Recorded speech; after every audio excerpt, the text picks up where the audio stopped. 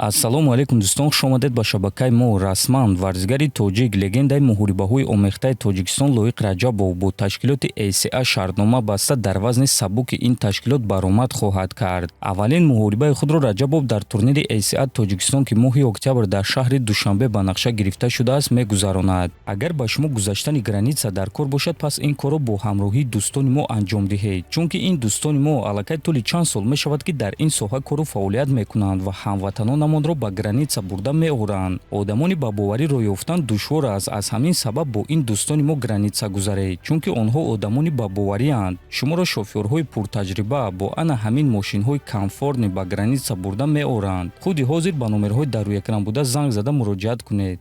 Инак дӯстон, дар вазни сабук боз як довталаби нав, боз як ситораи нави хатарнок пайдо шуд. Куилан Салкин чанд соат пеш дар муҳорибаи асосии турнири UFC Fight Night ӯ дар якум раунд Матеуш Гамродро маҷбур кард, ки таслим шавад. Ҳамин тариқ ғалаба бо тариқи усул дар якум раунд ба даст оварда рекорди худро 13-1 кард. Айни замон Салкин дар UFC 6 муҳориба гузаронидааст ва 6 ғалаба дорад. Аз ин 6 ғалаба 5 таашро фавран ба даст овардааст, 4 таашро дар якум раунд. Дар 6 муҳориба 5 та бонус гирифтааст ва ҳама ин дар синни 26 солагӣ. ӯ ҷанговарони сахтро шикаст додааст. Матеуш Гамродро дар якум раунд, Бенил Дарюшро дар якум раунд, Ҷейми Маларкиро дар якум раунд ва Насрат Ҳақпарастро низ дар якум раунд. Пеш аз ин муҳориба ӯ нуҳум рақами рейтинги вазни сабук буд ва акнун баъди чунин ғалабаи дурахшон ӯ чанд зина ба боло рафта яке аз довталабон барои камарбанд шуда метавонад. Муҳорибаи пурраи ӯро зидди Матеуш Гамрод дар телеграм-канали мо Паҳлавон ТЖ тамошо карда метавонед. Ссилкаи телеграм-канали мо дар описание ва дар якум комментария закрепидшуда. Тобоби ҷангвари вазни миёнаи UFC Насруддин Имавов гуфт, ки UFC муҳорибаи ӯро барои камарбанд дидан мехоҳанд. мо бо UFC гуфтушунидҳо гузарондем. Онҳо гуфтанд, ки каме интизор шуданд дар кор. Лекин баъди муҳорибаи Ҳамзат Чимаев ва Шон Стрикланд ба ман бо кафолат муҳорибаи унвонӣ медиҳанд. Гуфтугӯҳо буданд. Ман медонам, ки ман нав 30 солаам. Ман инкишоф ёфта истодам ва дар қулаи баландӣ қарор дорам. Ва барои мо каме интизор шудан ягон мушкилие надорад. Мо ҳатто худамон гуфтем, ки то муҳорибаи унвониро интизор шуданд, ба мо муҳориба зидди Дрикус Дуплеси диҳед. Онҳо розӣ нашуданд ва гуфтанд, ки мо муҳорибаи туро танҳо барои камарбанд дидан мехоҳем.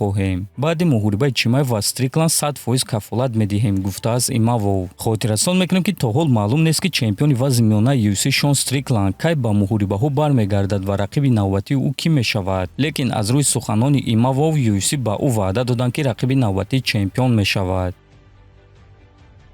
менеҷери машҳури ММА Али Абдулазиз гуфт, ки Ҷастин Гейҷи зидди Ислам Махачев ҷангида метавонад.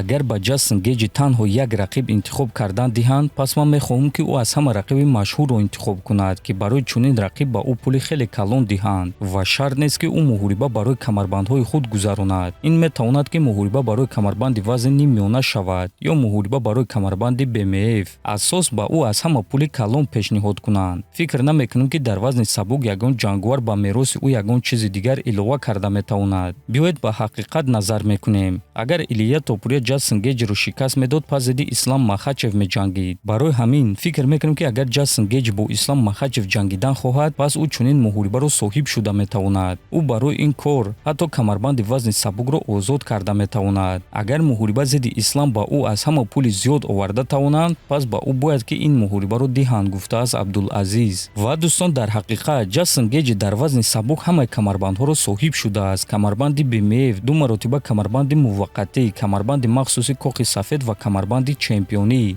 ӯ ягона ҷангваре ҳаст, ки ҳамаи камарбандҳои ташкилотро соҳиб шудааст. ва чаро ки охирон муҳорибаи худро барои дуюм камарбанд нагузаронад? худи шумо дӯстон муҳорибаи Махачев зидди Гейҷиро дидан мехостед ё не? фикрҳои худро нависед. ҳатман дар канали мо обуна шавед. то боздид. хонобуду сарбаланд бошед.